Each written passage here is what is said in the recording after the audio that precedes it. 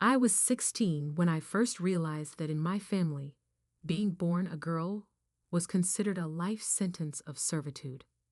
Now, at 22, as I stand in my brother Marcus's doorway, staring at the mess he expects me to clean while I'm studying for my nursing finals, that childhood realization hits harder than ever. Sarah, Mom's voice carries up the stairs, sharp with warning. Marcus needs his room cleaned and his laundry done before you even think about touching those books. My fingers tighten around my medical terminology textbook. 6 years of this. 6 years of being Marcus's personal maid while trying to maintain my 4.0 GPA. 6 years of watching my 25-year-old brother fail out of 3 different colleges while I'm expected to serve him like some sort of indentured servant. I have finals next week. I call back, trying to keep my voice steady. I need to study. Mom appears at the bottom of the stairs, her face already reddening. Never a good sign. Your brother needs clean clothes for his job interview tomorrow. The laugh escapes before I can stop it. His 3rd job interview this month? Like the ones he slept through last week. Don't you dare take that tone. Marcus is trying his best. Marcus's best consists of playing video games until 4 a.m., sleeping until mid-afternoon, and expecting me to manage every aspect of his life while I juggle full-time nursing school and a part-time job at the campus coffee shop. I'm trying my best too, I say, fighting to keep my voice level. I have a practical exam on Monday that I need to. Family comes first. Mom cuts me off. We've given you everything, letting you go to nursing school, letting you live at home rent-free. The least you can do is help your brother. Letting me, as if my scholarships and student loans aren't paying for my education, as if I don't contribute to household expenses from my coffee shop wages while Marcus hasn't worked in 3 years. I can't do this anymore. I whisper, more to myself than to her. What did you say? I said I can't do this anymore. The words burst out louder than intended. I'm not Marcus's maid. I'm not his mother. I'm trying to build a future for myself. And I can't keep. The slap catches me off guard, sending my textbook tumbling down the stairs. Mom stands there, hands still raised, face twisted with anger. How dare you? She hisses. After everything we've done for you? This is what daughters do. This is your responsibility. No, I say, touching my stinging cheek. This is abuse. Abuse. She laughs, a harsh sound. Expecting you to help your family is abuse? You ungrateful little. What's all the noise about? Dad emerges from his home office, frowning at the scene before him. Sarah, are you giving your mother trouble again? Again, as if I'm the one causing problems, as if I haven't spent years trying to please them while pursuing my own dreams. She's refusing to help Marcus. Mom reports, voice trembling with manufactured tears. After everything we've done, Dad's face darkens. Sarah, we've talked about this. Your brother needs support right now. He's going through a rough patch. A rough patch. I laugh incredulously. He's been going through a rough patch since he dropped out of his first college 3 years ago. Meanwhile, I'm working part-time, maintaining a 4.0 GPA, and expected to be his personal servant. Watch your tone, young lady, Dad warns. We can easily stop paying your tuition if you're going to be ungrateful. You don't pay my tuition. My scholarships and loans do. The words rush out before I can stop them. And maybe if you'd spent half as much energy supporting my education as you do enabling Marcus, I wouldn't need the loans. Another slap, this time from Dad. Go to your room, he orders. No dinner tonight. And if Marcus's room isn't spotless by morning, We're having a serious discussion about your priorities. I retreat to my room, lips trembling but refusing to cry. Through the thin walls, I can hear Marcus's video game blasting, punctuated by his laughter as he chats with online friends.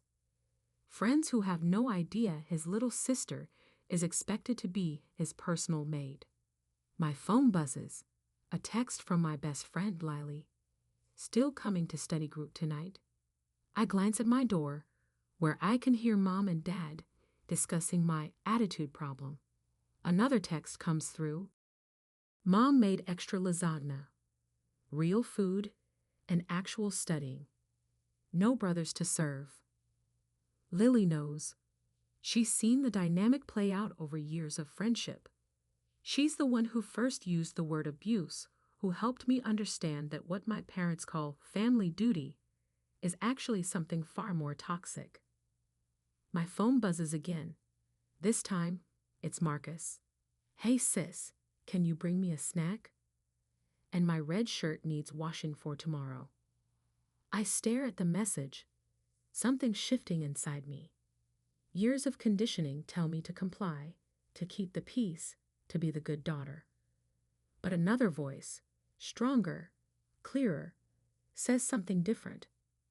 Opening my laptop, I navigate to my university's housing page. I've been saving for my coffee shop job, squirreling away tips and picking up extra shifts. Not enough for an apartment, but maybe. Any rooms available in your dorm? I text Lily. My roommate just dropped out. Why? OMG, are you finally doing it? Am I? My hands shake as I scroll through the housing application. The cost would eat most of my savings, and I'd need to pick up more shifts at work, but a crash from Marcus's room, followed by his voice. Mom, Sarah hasn't cleaned in here, and I just knocked over my old dishes. Mom's footsteps on the stairs, approaching my door. Sarah, get out here right now. Instead, I start filling out the housing application. Name, student ID, current address, hopefully not for much longer. Sarah, don't make me get your father. Reason for mid-semester housing request. My fingers hover over the keyboard before typing. Unsafe living environment. Sarah? I hit submit just as my door flies open. Mom stands there, face flushed with anger, Dad behind her looking thunderous. Your brother needs you, Mom spits. This is what sisters do. This is your purpose in this family. No, I say quietly, closing my laptop. My purpose is not to be Marcus's maid. My purpose is to become a nurse, to help people who actually need and deserve help. You ungrateful. Dad starts forward, hand raised. Hit me again, I say, standing straighter. Give me more proof for the housing office about why I need emergency accommodation. They freeze. What? I just applied for a dorm room. If you hit me again, I'll have physical evidence of why I need to leave immediately. You wouldn't dare, Mom whispers. We're your family. Family doesn't treat family like servants. Family doesn't hit. Family doesn't sacrifice one child's future for another's comfort. We've given you everything. Dad roars. No, you've given Marcus everything. You've given me responsibilities and bruises, and the clear message that, as a daughter, I'm worth nothing except what I can do for my brother. If you leave this house, Mom says, voice shaking, don't bother coming back. If I stay in this house, I counter, I won't have a future to come back to. My phone buzzes again. Lily. Room's yours if you want it. Mom says you can stay with us until it's ready. We're coming to get you. Just say the word. I look at my parents, still standing in my doorway. Behind them, I can see Marcus in the hallway, finally drawn from his room by the commotion. What's going on? He asks, looking confused. Sarah, my room still needs cleaning. No, I say, and it feels like the first free breath I've taken in years. It doesn't. The next 2 hours were a blur of hastily packed bags, threats, and tears. None of them mine. Mom alternated between begging me to be reasonable and threatening to cut me off completely. Dad stood in stony silence, occasionally muttering about ungrateful daughters and family duty. Marcus, in a stunning display of self-awareness, asked, "But who's going to take care of my stuff?" "You will," I said, shoving textbooks into my backpack. "You're 25. Figure it out." When Lily's car pulled up outside, her mom Lisa at the wheel, my parents made their final attempt. "If you walk out that door," Dad warned, "don't expect any more support for your education." "You haven't supported my education in years," I replied, surprising myself with my calm. "My scholarships, loans, and part-time job do that." "We give you a home," Mom cried. "No, you give me a prison where I'm expected to serve my adult brother while putting my own future on hold." Lisa, who had known me since middle school, walked right past my parents and started helping me carry bags to the car.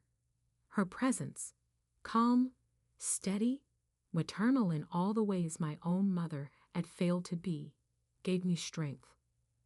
"This is kidnapping," Mom shrieked. "She's 22, Lisa replied evenly, "and she's making a healthy choice to remove herself from an abusive situation." "Abusive?" Dad stepped forward menacingly. "How dare you?" "The bruise on her face dares me," Lisa cut him off. "And if you take another step, I'll be happy to document it for the authorities." In the end, I left my childhood home to the sound of my mother's sobs, my father's threats, and Marcus's bewildered questions about who would do his laundry now. Lily's family lived in a modest 3-bedroom house across town. Her younger sister immediately offered to share her room so I could have the guest room. The contrast between their family dynamic and mine was stark and immediate. "Everyone helps with chores here," Lily's dad, James, explained over dinner that first night. "Because we're a family, not a hierarchy." The housing office approved my emergency accommodation request within days, expedited by Lisa's detailed letter documenting years of witnessed behavioral patterns and the fresh bruises from my parents' last display of family values. Word spread quickly through our extended family. Aunts and uncles took sides. Some supported my parents' view that I was a disobedient daughter abandoning her duties. Others, like Aunt Marie, reached out privately.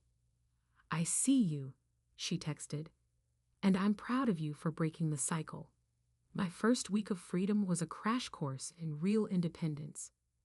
No more cooking Marcus's meals or cleaning his messes, but also no more familiar routine. Between moving into the dorm, adjusting to my new schedule, and picking up extra shifts at the coffee shop, I barely had time to process the emotional fallout. Then came the morning I found Marcus waiting outside the coffee shop. "Hey," he said, looking uncomfortable. "Can we talk?" I had a few minutes before my shift. Talk. "Mom and Dad are really upset. I'm aware. Things are different without you there." He shuffled his feet. "Nobody makes breakfast like you do. There are these amazing inventions called cookbooks," I said, "and YouTube tutorials. You should try them." "That's not what I meant." He ran a hand through his unwashed hair. "I didn't realize. I mean, I never thought about how much you did. Clearly. Mom tried to do my laundry yesterday. She shrunk my favorite gaming sweater." I waited, wondering if he'd get to an actual point. "I guess what I'm saying is, I'm sorry. I didn't see how much pressure they put on you. And now that you have to handle your own basic adult responsibilities, suddenly you have this epiphany. He had the grace to look ashamed. I took you for granted. We all did. Yes, you did. Can you maybe teach me how to do laundry properly? And maybe some basic cooking? I checked my watch. My shift starts in 2 minutes. Oh, his face fell. Right. Sorry to bother you. I sighed. I work until 4. If you're serious about learning, actually learning, not just trying to get me to do it for you. Meet me at the laundromat on 5th Street at 4:30. Bring your laundry and be prepared to take notes. His face lit up. Really? Really? But Marcus? I met his eyes. This is me teaching you to be independent, not me taking care of you again. Understand the difference. He nodded solemnly. That afternoon, I taught my 25-year-old brother how to separate colors, read care labels, and operate a washing machine. He took actual notes on his phone and asked relevant questions. It was possibly the first adult interaction we'd ever had. Mom and Dad really messed up with us, didn't they? He said as we folded his now clean clothes.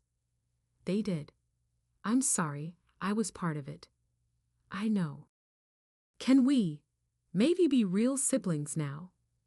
Not servant and master, but actual brother and sister. I considered this. That depends. Are you ready to see me as a person with my own goals and needs? Not just someone who exists to serve yours. I want to try. It was a start. The next few weeks brought more changes. My nursing finals went well.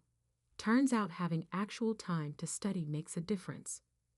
Lily and I established a routine in our shared dorm room.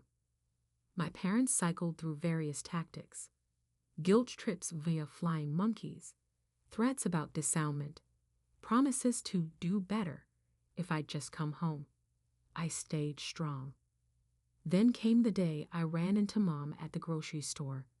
She looked old or tired, her cart full of frozen dinners. Nobody cooks anymore, she said quietly. Your father's talking about hiring a housekeeper. Amazing how, when I left, you realized household work actually requires effort and deserves compensation. She flinched. Sarah, we miss you. You miss what I did for you. There's a difference. Maybe, she hesitated. Maybe we could have dinner sometime? Just us? I studied her face, looking for signs of manipulation. I found instead something that might have been recognition. Neutral location, I said finally, and we talk about moving forward, not going back. She nodded, eyes wet. It wasn't forgiveness. Not yet. But maybe it was the first step towards something new, something healthier. That evening, as I studied in my dorm room, my phone lit up with a text from Marcus. Made dinner by myself tonight. Only set off the smoke alarm once. Attached was a photo of slightly burned but recognizable chicken stir-fry. Progress comes in small steps, I realized. In burned dinners and awkward grocery store conversations. In boundaries maintained and lessons learned. And sometimes, freedom tastes better than any meal I ever cooked for my brother. 3 months into my new life, the true impact of my decision began to show in unexpected ways. My grades improved even further, despite working more hours.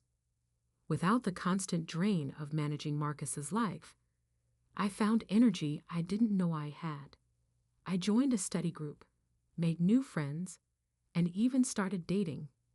Something that had been impossible while playing full-time maid to my brother. Then came the family wedding that changed everything. Cousin Jennifer was getting married, and the entire extended family would be there. My parents had been pointedly telling relatives I probably wouldn't attend. assuming I'd avoid the drama. Instead, I RSVP'd yes, with a +1. Are you sure about this? Asked David, my boyfriend of 2 months. He'd heard enough about my family to understand the potential battlefield he was walking into. They need to see I'm not just surviving, I'm thriving, I explained. And having you there means they can't pretend I'm just their rebellious daughter who needs to come home. The wedding was held at a local country club. Walking in with David, wearing a dress I'd bought with my own money and styled my own way, I felt different, stronger. Mom's eyes widened when she saw us, taking in my confidence, my date, my clear happiness. Sarah, she said stiffly, we didn't think you'd come. I was invited, I replied simply. This is David. He's a resident at University Hospital. Dad appeared behind her, his face unreadable. A doctor? Almost. David smiled, polite but firm. Just like Sarah will be a nurse soon. Actually, she's the one who helped me understand the importance of the nursing staff during my rotations. Her insights are invaluable. I could see my parents struggling to reconcile this image. Their disobedient daughter with a successful boyfriend who valued her professional goals, with their narrative of me as a selfish child abandoning family duties. Marcus arrived late, as usual, but something was different. His clothes were pressed, albeit slightly wrinkled, his hair combed. He'd managed basic adult grooming without my help. When he saw me, he broke into a genuine smile. Sarah, hey, I made the chicken recipe you taught me for Dad's birthday. Only burned it a little. Mom flinched at the reminder that he was learning to cook for himself. Dad's face darkened, but before he could speak, Aunt Marie appeared. Sarah, darling, I've been telling everyone about your nursing program. Didn't you just get awarded that leadership scholarship? News to my parents, judging by their expressions. Yes, I'd received a prestigious scholarship for student leaders in healthcare, partly because I now had time to actually participate in professional development opportunities. The wedding ceremony was beautiful, but the reception proved to be the real showdown. I was seated at the young adult table with cousins, while my parents sat with the older generation. I could feel them watching as I laughed with David, danced, and enjoyed myself without checking on Marcus every 5 minutes. Then came the toasts.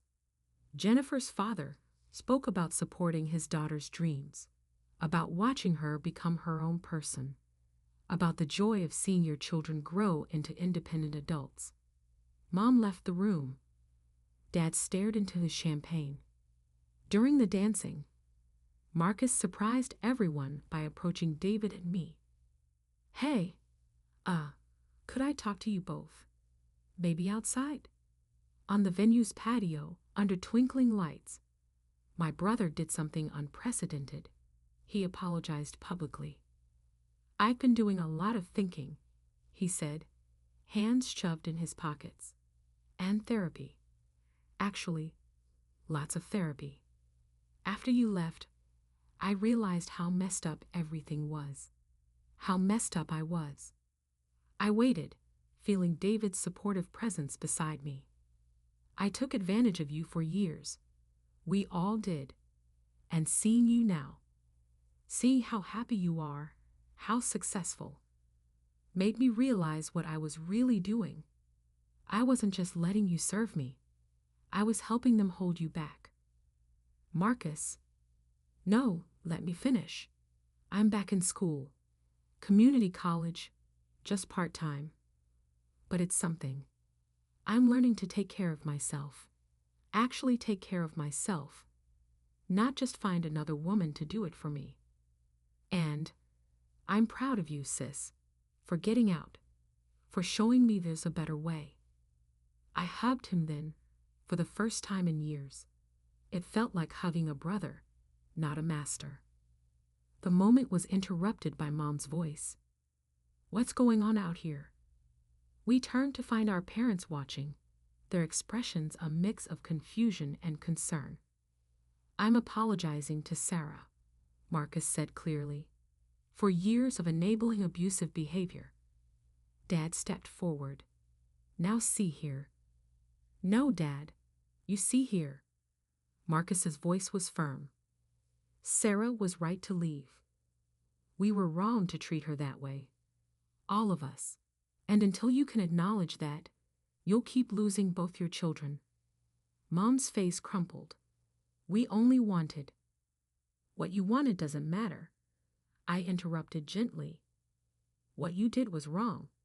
And until you understand that, really understand it, we can't move forward. But we're family, she whispered. Yes, we are. But family should lift each other up, not hold each other down. Look at me, Mom. Really look. I'm happy. I'm successful. I'm becoming who I'm meant to be. Isn't that what you should want for your daughter? David squeezed my hand supportively. I don't know how to be different, Mom admitted quietly. That's what therapy is for, Marcus said. It's helping me. Maybe it could help you too. Dad looked like he wanted to argue, but something stopped him. Maybe it was seeing both his children united. Maybe it was realizing he was losing his grip on his carefully controlled family dynamic. He hesitated. We could try family counseling. All of us. It wasn't a full acknowledgement. It wasn't a complete apology. But it was a crack in the wall. A small admission that something needed to change. I'd be willing to try, I said carefully. With boundaries. And with the understanding that I'm not coming back to the old dynamic. Me either, Marcus added. We need to learn to be a healthy family. Later that night, as David drove me back to my dorm, he asked if I was okay. You know what? I really am. I watched the city lights blur past. For the first time, I feel like maybe we can build something new, something better. Your brother really stepped up. He did, I smiled. Turns out when you stop serving someone their adult responsibilities on a silver platter, they might actually grow up. And your parents. That's a longer road, but at least they're seeing the map now. When I got back to my dorm, I found a text from Marcus. Thanks for showing me there's a better way to be family. Starting my own laundry now. Only mix the colors once this week. Progress comes in many forms, I thought. Sometimes it's standing up and walking away. Sometimes it's staying to build something new. And sometimes it's teaching your adult brother that red socks don't go in with white shirts. But always, it's choosing to break the cycle of abuse, even when it's dressed up as family duty. 6 months after the wedding, the changes in my family became more evident. Our first family therapy session had been awkward, filled with long silences and defensive posturing. By the 10th session, we were actually really talking, about years of toxic patterns and unspoken hurt. Mom started seeing a therapist individually and finally confronted her own upbringing, where she'd been treated the same way she treated me.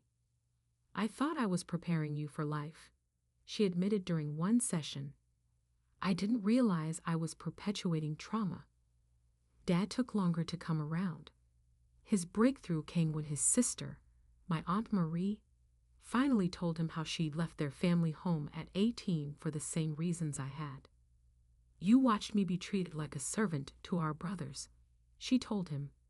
And then you did the same to your daughter. Marcus's transformation was the most surprising. He not only learned basic life skills, but started excelling in his community college classes. Having to actually handle my own life made me realize I'm not stupid, he told me over coffee one day. I was just lazy because everyone let me be. The real test came when I graduated from nursing school with honors. My family sat in the audience, not in the front row, but present. They watched as I received my diploma and the leadership award. Mom cried, and for once, they weren't manipulative tears. At the small celebration afterward, in my dorm's common room, Dad cleared his throat awkwardly. "We, have something for you," he said, handing me an envelope. Inside was a check, the exact amount they'd spent on Marcus's failed college attempts. "We can't undo the past," Mom said softly, "but we can try to make things more equal going forward." I looked at the check, then at David, who'd become a constant source of support. "Keep it," I said, handing it back. "Put it toward family therapy. That's worth more than money." Marcus, who'd actually worn a tie for the occasion, raised his glass. "To my sister, the nurse, who healed more than just patients. She healed our family by breaking it first." Later that night, as David and I walked through campus, he asked what I was thinking. "About cycles," I said. "How sometimes you have to be the one to break them, even when it hurts, even when everyone tells you you're wrong." And now, I smiled, touching the nursing pin on my graduation gown. "Now I know that sometimes the best kind of family is the one you rebuild from the ashes of what you've had to burn down." Mom texts me daily now, not with demands or guilt trips, but with actual conversations. Dad is learning to see me as a healthcare professional, not just a daughter with duties. Marcus comes to me for advice about school, not laundry. And me?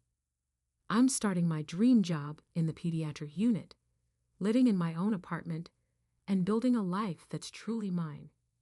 Sometimes healing looks like walking away. Sometimes it looks like coming back on your own terms. And sometimes it looks like teaching your family that love shouldn't come with conditions or demands. Because in the end, the strongest families aren't the ones who never break. They're the ones who learn how to put themselves back together better than before.